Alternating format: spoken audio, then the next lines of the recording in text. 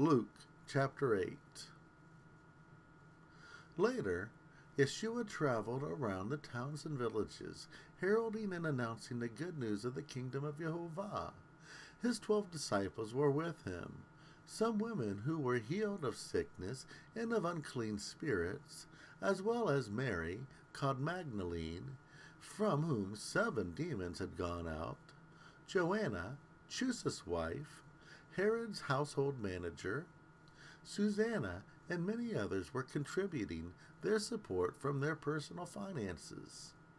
When a large crowd had gathered, the people came to him from every town around. He gave this analogy. A sower went out to sow his seed. As he was sowing, some fell beside the path and was trampled. Birds devoured it. Some fell on rocks and sprang up immediately, but because it had no moisture, it shriveled up. Some fell among thorns, and the thorns sprang up with it and choked it. Some fell on fertile ground and sprang up and bore fruit, 100 to 1. Having said these things, he shouted, "Anyone who has ears should listen." His disciples asked him, "What does this analogy mean?" He told them, "You have been permitted to understand the mysteries of the kingdom of Jehovah, but to others it is spoken in analogies, so that while seeing they won't see, and while hearing they won't understand." Now here is this analogy. The seed represents the word of Eloah. Those beside the path represent people who hear the word, but the enemy comes and takes the word out of their minds so that they won't believe and attain life. Those on the rock represent people who joyfully accept the word when they hear it, but they have no roots. Their faith is temporary, and when a trial comes, they fall away. Those sown among the thorns represents the ones who hear the word, but are choked by distractions, by riches, by worldly desires, and don't produce any fruit. Brackets, accomplishments. Those falling on fertile ground represents people who, with pure and honest consideration, hear the word, retain it, and by perseverance yield fruit. No one lights a lamp and covers it with a crock, or puts it under a bed. A lamp is put on a lampstand so that everyone who comes in can see the light. There is nothing covered that won't be uncovered, nothing secret that won't be readily known and apparent. Be careful how you hear, because the person who already has understanding will be given more, and the person who has nothing, even what they think they have, will be taken. His mother and his brothers came to see him, but they couldn't talk to him because of the crowd. Someone told him, "Your mother and your brothers are standing outside and want to see you."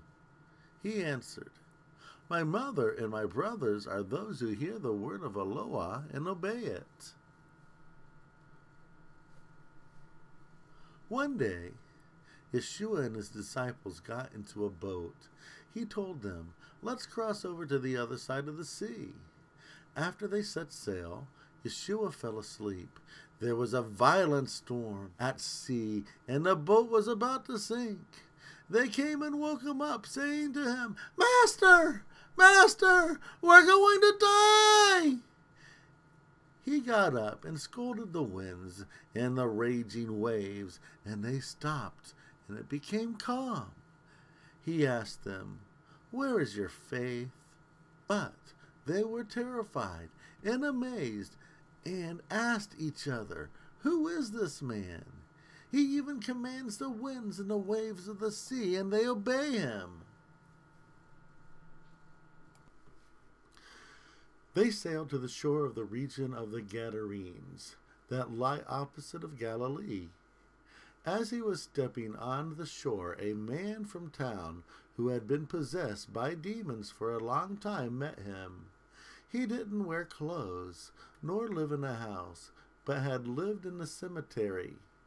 When he saw Yeshua, he cried out and fell down in front of him and said in a loud voice, What do we have to do with you, Yeshua, Son of the exalted Jehovah? I beg you not to torment me. Yeshua had commanded the unclean spirits to come out of the man. He had been held captive by them for a long time. He'd been bound with chains and held in shackles, but he broke the chains and was driven by the demons into the wilderness. Yeshua asked him, "What is your name?" He replied, Legion. Brackets, because many demons had entered him. They begged him not to order them to go into the bottomless pit. There was a large herd of swine feeding on the mountain. They asked if he would allow them to go into the swine, so he allowed them. The demons left the man and went into the swine, and the whole herd ran down a precipice and plunged into the sea and drowned. When the herdsmen saw what had happened, they ran and let everyone in the towns and villages know. The people came out to see what had happened. They came to Yeshua and found the man who the demons had left, now clothed and sober, and sitting at Yeshua's feet. And they were terrified. Those who had seen it told them how the man possessed by demons was healed. Then everyone from the region of the Gadarenes asked that he leave them, because they were so terrified. So Yeshua boarded a boat and turned back. The man the demons had left begged to go with him, but Yeshua sent him away and told him, "Go home and tell them what Jehovah had done for you." So he went away and heralded to everyone in the town what Yeshua had done for him. When Yeshua returned, a large crowd welcomed him because they had all been expecting him. A man named Jairus, a leader of the synagogue, fell down at Yeshua's feet and begged him to come to his house because his only daughter, who was about 12 years old, was dying. As Yeshua went with him, a large crowd closely surrounded him. There was a woman there who for 12 years had been hemorrhaging. She had spent all her resources on physicians, but no one had been able to heal her. She came up behind him and touched a tzitzit, brackets, tassel, on his robe, and the hemorrhage stopped immediately. Yeshua asked, "Who touched me?" As everyone was denying it, Simon Cephas and those who had said, "Master, crowds pressing up against you on every side, and you ask, 'Who touched me?'" He said, "Someone touched me, because I know that power has gone out from me." The woman, when she saw that she could not remain hidden, came trembling and fell down and worshipped before him. Then, with everyone watching her, she explained why she touched him and how she had been instantly healed. Yeshua told her, "Be comforted, my daughter. Your faith has made you well. Go in peace." As he was speaking, someone came from the synagogue leader's home and told him, "Your daughter is dead. Don't bother the teacher."